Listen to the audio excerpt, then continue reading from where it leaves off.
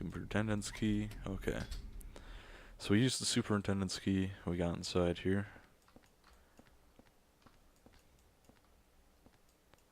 And here there's keys for each apartment. And we're going to take them. So now we can get into every apartment except, actually, it looks like number 303 is missing. Uh-oh. And here there's a red scrap of paper. Let's take a look at it. Take the red paper and a torn red paper. We can take that too. And here there's a hastily scribbled memo. Found by nurse Rachel. Return it to room 302 together with the part. Her boyfriend, Mike, tore off. So Frank thinks that Mike is Rachel's boyfriend, when in reality, he is just a stalker. Anyways. Let's head in here and see what's going on. Nothing to see, except this diary. The red box seems even stronger, even stranger today. It's giving off a terrible smell. It's disgusting, but I just can't throw it away. It must have been around 30 years ago. That young couple was living in the apartment, but one day they just suddenly disappeared, ran off just like thieves in the night. I don't know why. It must have been money troubles, or maybe they got themselves into some kind of danger. The problem came after that. They left their newborn baby when they took off. I even found the umbilical cord. I called the ambulance right away and I heard the baby survived, but I don't know what happened to him. Although a few years later, I often saw a young kid hanging around the apartment. One day, he just stopped coming by, but now that I think of it, I'll bet that was the abandoned baby. It's a horrible story. Abandoning a newborn baby. That all happened in room 302. And the umbilical cord I found there, well, I still can't get myself to throw it away. So, again, James Sunderland, Frank Sunderland, both very strange tendencies and behaviors. James reaching in a disgusting toilet without rolling up his sleeve, parking his car, just leaving the door open. All sorts of bizarre things, jumping down holes he can't see the bottom of over and over and over. And here, even Frank Sunderland does weird stuff. It's a red box. Man, this thing really stinks. Practically brings tears to my eyes. He keeps this umbilical cord he found just in his living room in a box for 30 years now. Anyways, let's use these keys that we got, these superintendent's keys, and explore these rooms. This is room number 106, and in here we will find some interesting stuff. Mainly this, which I'll touch on in a second here. But for the time being, let's explore the rest of the apartment. Just a normal filthy bathroom, nothing to see. And in here, we'll find a portable medkit and a nurse's uniform. The name on it says Rachel. So this can be assumed to be Rachel's room, which is cool. It's pretty well decorated. It looks awful. And yeah, this nurse outfit, just to add, is the same kind of nurse outfit that we see in Silent Hill 2, which is that the nurses wear, the bubblehead nurses. Although it's interesting to note that it's not just a case of reused models, because in Silent Hill 3, there's a newer, assumingly more high-quality model, since it's a more recent game, nurse with a different nurse outfit. So the intentional use of a nurse outfit from Silent Hill 2 can be assumed again to be a nod from the developers towards the fact that this is the Rachel from Silent Hill 2. And also, there's a phone here, and it says, "My darling's number," and there are some numbers that look like a phone number. Will we press these numbers? No, because I've done it before, and all it does is make the phone ring forever until you can find the phone in the apartment building, and it's really loud and very annoying, so we're not going to do that. Anyways, so this is the Rachel from Silent Hill 2's room. There is one other interesting item here, which is this big gate fence type thing, very shoddily made with different pipes. It's slightly modified from Silent Hill 2, but it's just in height and structure, basically, or not structure, but everything else is not everything else is the same. And this is interesting because it's a model that we don't see in Silent Hill 3, and it's a model we won't see again in Silent Hill 4, but it's a model we see once in Silent Hill 2. Excuse me, it's the fence. Excuse me, I'm sorry. The fence gate that we see Pyramid Head for the first time behind in Silent Hill 2 inside the Woodside apartment building, which is interesting that they would take the model used only once before in a previous game and put it only once in this game in the room of the character that, you know, we have heard so much about from that game, Silent Hill 2. So just interesting, again, two little nods, the nurse's outfit and this in their models, how they look, that I'm pretty sure are just little nods towards the fact that this is a obvious connection to Silent Hill 2. And it has been confirmed that it is the Rachel from Silent Hill 2, even though in Silent Hill 2 the name is spelled without an extra A, but it's still the same person. Anyways, not much to see in there besides that. This is number 107. I'm going to kind of sprint through these rooms because I don't think there's that much to see. This room is just full of nonsense, apparently. I think this room is maybe full of speakers. Let's take a look and see. Yeah. So there's lots of old records and music magazines. This guy is a turntable. He has a lot of speakers. He likes good music. That's about it. There's blood all over the floors. Nothing more interesting than that. Nothing else at the end of this hallway. So we will check the other side of the first floor and then work our way up.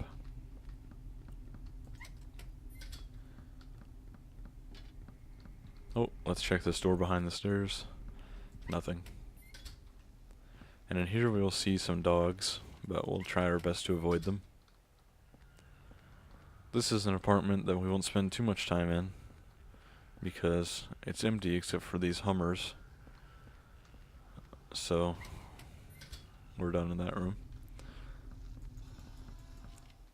This is apartment 103. And here... The cordless fluorescent is giving off an eerie glow. And that's about all there is to say about that. The rest of the apartment is empty. So most apartments have at least one thing in them to see or to pick up, but... So this is the source, this hallway is the source of a funny glitch. This is apartment 102. I'll explain the glitch in a minute, but these tremors all over the place are not here pointlessly, although I thought they were when I first played and I got stuck here trying to figure out what to do for a long time in this apartment world, until I figured out the reason all these tremors are surrounding this is because when we examine the fridge, it smells terrible, and we can open it up and we will see inside. It's wrapped up in these torn, bloody jeans, the body of a dead cat. There's a torn red paper in one of the pockets. So we'll grab the paper. So it's trying to tell you to look in there, but I can never figure it out. This this model here, furniture seems to be covered in some kind of animal hair. The little booth here, it's actually meant to be a mirror in this situation, but this little booth is actually used in Silent Hill 2 as well, in the prison, when you are when you're running through the broken visitors booth to get to the other side. This is that same texture, or same model, I should say. You can check the rest of these. The reason I never check the doors in these apartments, they're all closed. They will always be shut and tight. Anyways, let's see if we can get these dogs to do the glitch. Yeah, you can see it there. They get stuck on the wall, and there's some kind of collision bug, so their asses will get stuck on the wall and then shake and vibrate very strongly. I don't want to get too clobbered up by them, but when we leave this apartment is usually when it happens the most. Apartment 101 here. And here, model gun, totally useless as a weapon. Some pistol bullets. And just in here, lots of guns. But unfortunately we can't pick any of them up, they're all just models. But astute viewers will notice that these are the same models from Silent Hill 2 and 3. There's a rifle from Silent Hill 2, shotgun from both of the games, pistol from Silent Hill 2, the pistol from Silent Hill 3, with a silencer as you can get in Silent Hill 3. The submachine gun from Silent Hill 3 with and without a silencer, chainsaw from Silent Hill 1, or excuse me, Silent Hill 2, and even the flamethrower up there from Silent Hill 3. And not much else to see in here except for this bookshelf. Excuse me. Nothing but books about guns, but one of these magazines has something written on the back. My eyes and skin are so itchy that stupid cat next door made my allergy go crazy. I was so pissed off I took my converted model gun and blasted away at the thing at point blank range. It was way cool. The thing just dropped like a stone. But by the way, that revolver that Richard in 207 carries, it's the real thing. That guy's dangerous. So, this is the guy who murdered the cat that we found in the jeans. Not the nicest guy in the world, we can assume. There you can see the, you could just briefly see it there. There, you can kind of see it.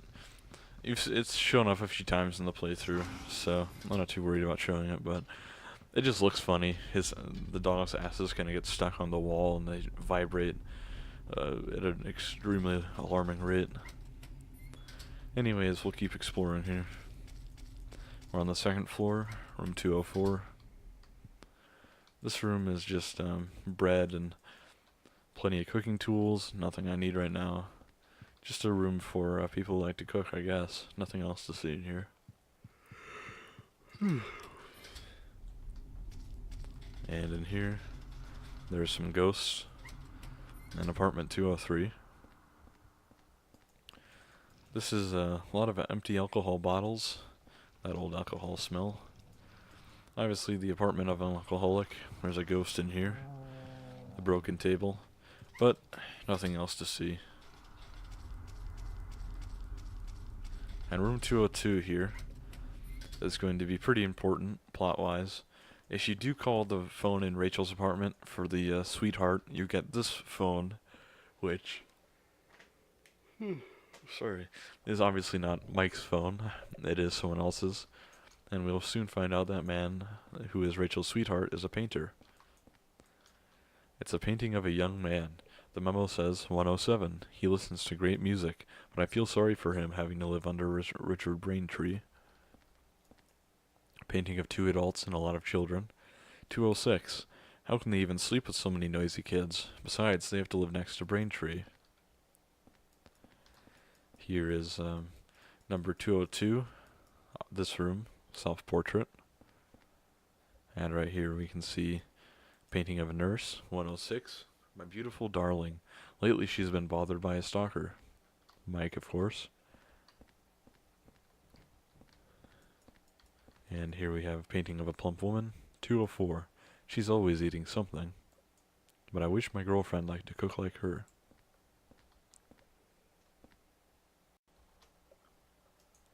Painting of an old couple. Memo says 304. A nice, sweet old couple. And right here is painting of a woman holding a cat. 102. She loves cats too much and missed her chance to get married. I kind of felt sorry for her while she was mourning one of her dead cats. That's the woman who owned the cat, of course. The plump woman is the one who had the little cooking room, the kitchen. And the old couple is the one that lives close to us and Eileen. And over here there are a few more paintings, probably more interesting than the rest. Painting of a man drinking alcohol, 203. He's so noisy. I wish he would stop all that drinking and fighting. The room with all the beer bottles, of course. Painting of a man with a gun, 101. A gun maniac. He's always coughing from his cat allergy. The guy with all the model guns. This must be the superintendent, 105. Sunderland, the superintendent. The super mistakenly thought that Mike was Rachel's lover. And here is, this must be the guy who plays video games, room 205. He's always shut in his room. Looks like he has lots of weird interests. I heard he tape recorded Mike getting beaten up by Richard. So this is lying figure right here, the lying figure painting.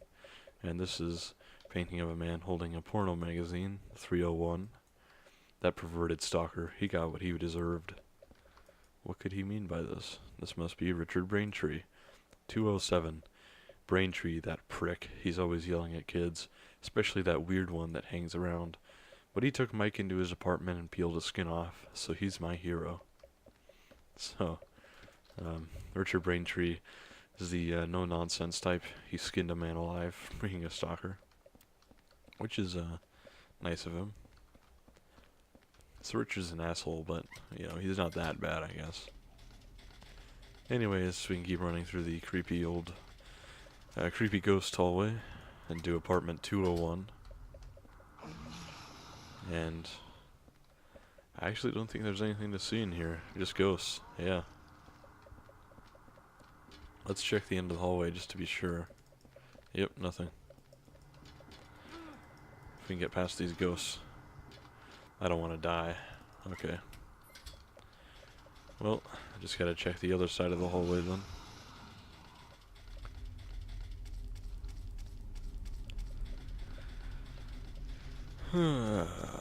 Ghosts everywhere, man. Oh, there's one thing I want to mention, which is if we look at the map here, we can see it's all being drawn in as we explore. And a lot of people kind of circle jerk about Silent Hill 2 and 3, and it's cool, you know, it's fine. In Silent Hill 2's Nowhere or in Silent Hill 3's Chapel, you will draw in the map as you go, and people say, whoa, that's so cool, it's such a neat idea. And it is, it's a cool idea, don't get me wrong. But they don't give Silent Hill 4 any credit, in which you draw in every map in the game, which I think is pretty neat. It makes more sense than finding a map of a water prison or of a random apartment building or just some back alleyways of the building world. So I appreciate that touch.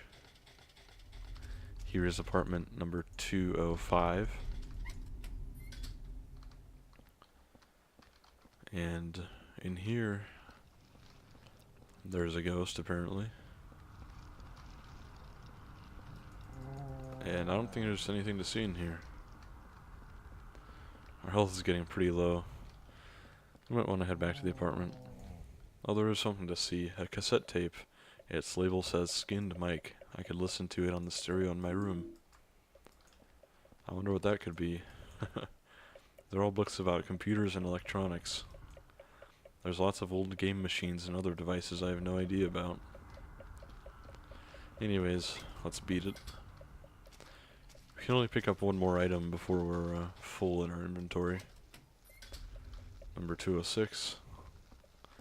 This is just an empty room. It's full of kids stuff and kids beds, but there's nothing to be seen here really. There's some dogs in here, and that dog just tried to get me. But yeah, nothing to see. Why are you running that way, you dumb fuck? Henry is pretty hard to control sometimes. Looks like a kid's graffiti. The writing is so jammed together it makes me feel sick. So you can see on the wall there's all sorts of writing everywhere. It's pretty creepy, honestly. And there's only one more apartment on this floor, so we'll brave it and... No, please, dog, don't kill me. Okay. So we'll just check this last room here. Oh, hey. There's a man there. Hey, Walter. Oh, he's gone. And outside the window, I can see Eileen Galvin from here. I'm pretty sure that's room 303. What's she doing in this world? Good question. Good question. Anyways, this is obviously where Richard was electrocuted. This is the gun Richard was using, and we'll take his revolver. And we now have a full inventory, 100% full. I don't think there's anything else in here. Yeah, that's about it. There is a golf putter here, but we have enough melee weapons for the whole playthrough, so we don't need it. We are going to try and dodge these dogs, and hopefully not die. Oops, I got stuck there. Almost to the door. Okay, we made it. Man, I got close to death there. Alright, we're going to head upstairs so we check the whole second floor. we're just going to go to, well, we're going to do two things here. We're going to ignore the shabby doll, so that makes three things. Uh-oh. Eileen's knocking and yelling for help, so we better hurry up. We're going to put all these pieces of paper under the door. And if we remember, in room 301, Mike's room, there is a hole that we can use. Instead of walking all the way back down to the first floor, we can use this one to head back to our apartment.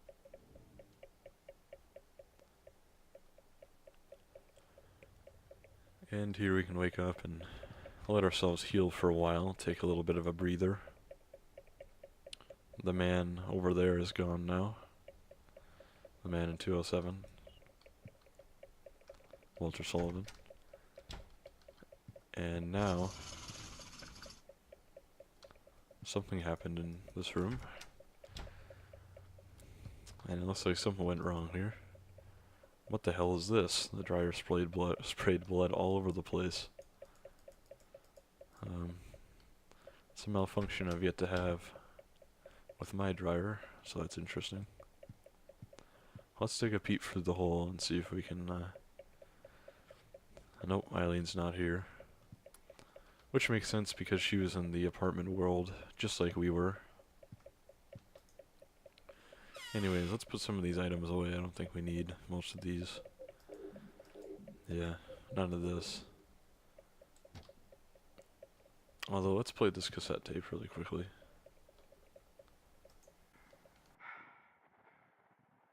How do you like that, you sick little freak? You had it coming to you. These clothes are disgusting. Get them out of my sight. I know.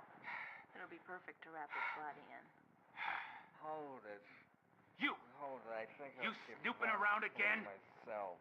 Get your ass out of here before you really piss me off. Hold it. Hold it. I think I'll keep that one for myself. Hold it. I think I'll keep that one for myself.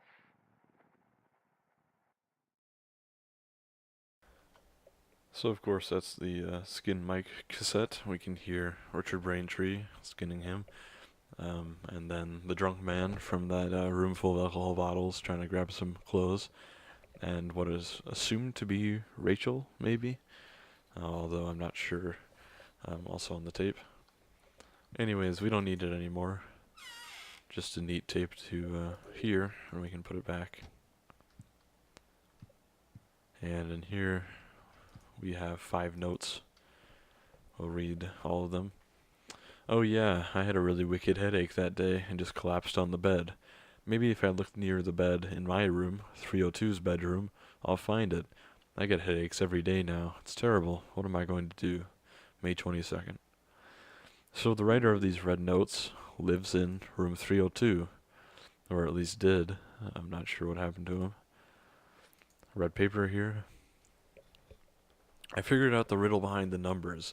01121 is actually 1 out of 21. In other words, 1 out of 21.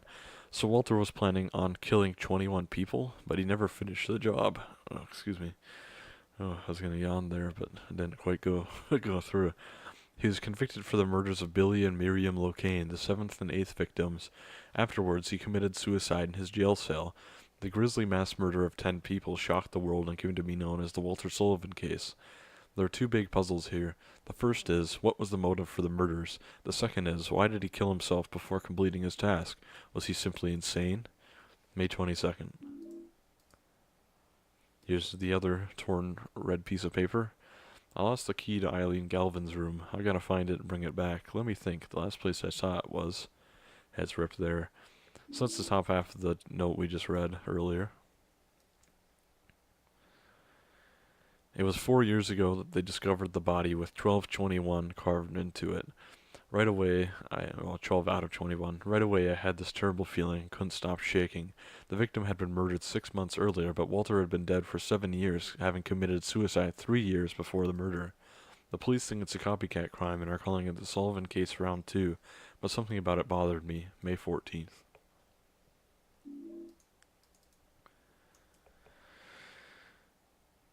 I picked up the key that Eileen from room 303 must have dropped. I thought I'd return it, but she wasn't home. I guess I'll give it to the super. May 20th. So, we're going to follow the advice of that note. The man who lived in room 303 or 302 dropped Eileen's key by the bed when he collapsed into the bed, which means it should be right by the bed right here. Something on the ground. Will he take it? It's the doll key. As we can see, it has that same shabby doll on it as Walter Sullivan was trying to give to us. 303 is engraved on it. So there's nothing to do except head back out and try to save Eileen by entering her room. Except there is one other thing to do, now that I think of it, which is that we should check out room 304. It's the only room left besides 303 that we didn't check, so why not?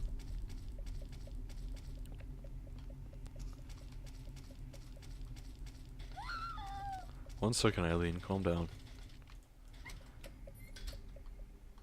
And in here, there is these 2 Dalmatian statues, which are in Silent Hill 3's Hilltop Center. Heather comments, they look so real they could bite me. And in here, nothing at all. So this is the nice elderly couple's house. Kind of makes sense. Nothing to grab or see.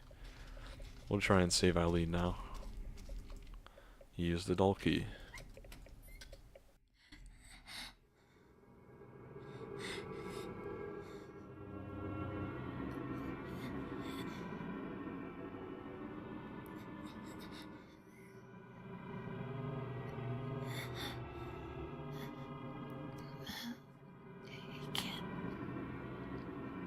Thanks. Did you find your mommy? This place? It's dangerous. You need to hurry. Get out of here.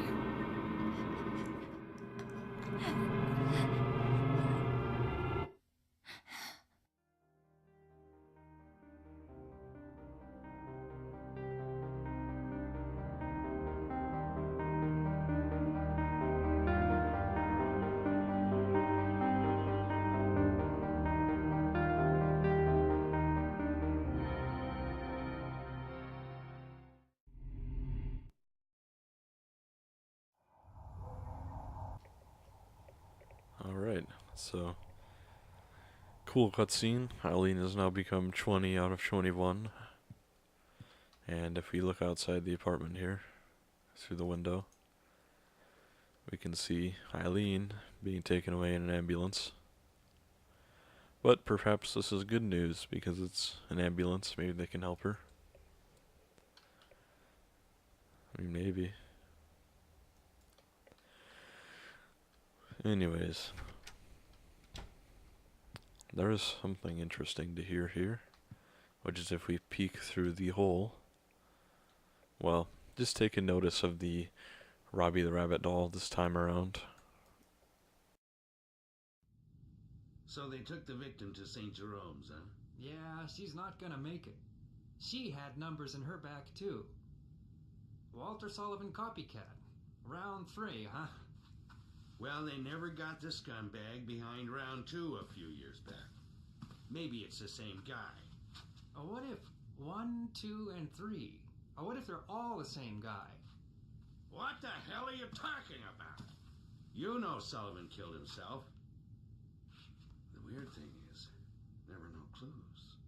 Crime scenes were always spotless. No fingerprints, no fibers, nothing. Just the numbers. 20121. I've been a cop for a long time, but I never seen a case like this one. It's almost like they were killed by a ghost or something. I like that. I'm just gonna spoil it for you now. That seems so obvious because it's not really true. It's kind of I mean, the truth is somewhere in the middle, as with most matters, but saying it's like a ghost or something. Yeah, that's kind of misleading. Anyways, I just noticed the bloody mouthed Robbie the Rabbit doll over there, pointing at us and looking at us as to where he was hunched over before. Pretty funny little creepy thing they added. And I find it funny. I mean, after all this time, the police still haven't figured out that the middle number is not a 1, but actually a dash. So here we're going to, well, there's a few things we have to do here.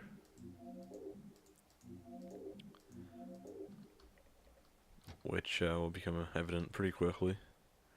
First, let's be safe. Actually, no, let's not do that first. Let's read these notes. Scrap of red paper here. I don't think I can protect myself. He's truly insane. I can't hold on any longer. His power can't be measured. I was so scared today that I sealed off the back of the storage room. I wonder if Eileen Galvin is okay. She has no idea what's going on, but she's in danger nevertheless. July 13th. And here there is some kind of strange paper. Will we take it? Succubus Talisman. Card with some kind of frightening demon on it. Before we save, let's take a look on the bathroom. And we can see the hole is blocked. So, I guess the superintendent finally did his job and plugged the hole. But we are now permanently trapped in here. Unless we take the time to check out the bloody dryer. And look over here to see the mark on the wall. Some kind of stain. Come to think of it, also looks like an evil demon. So we got this evil demon card. There's a new evil demon mark on the wall. I guess we have nothing left to do except to use the Succubus Talisman on the evil demon mark. Which causes, what the hell? After he did the ritual of the Holy Assumption, other worlds began to force their way into his universe and began to swell horribly. But his universe is different than ours. It has limits. And in the limits of that universe, he rules as king. And in the deepest part of his kingdom is his mother. And here we see all sorts of indentations with chaos and temptation, all these things that just happen to align with the placards that we've picked up throughout the game. So let's put in the placards here. Temptation goes there, and source there. And surely enough, we'll open a big gaping hole.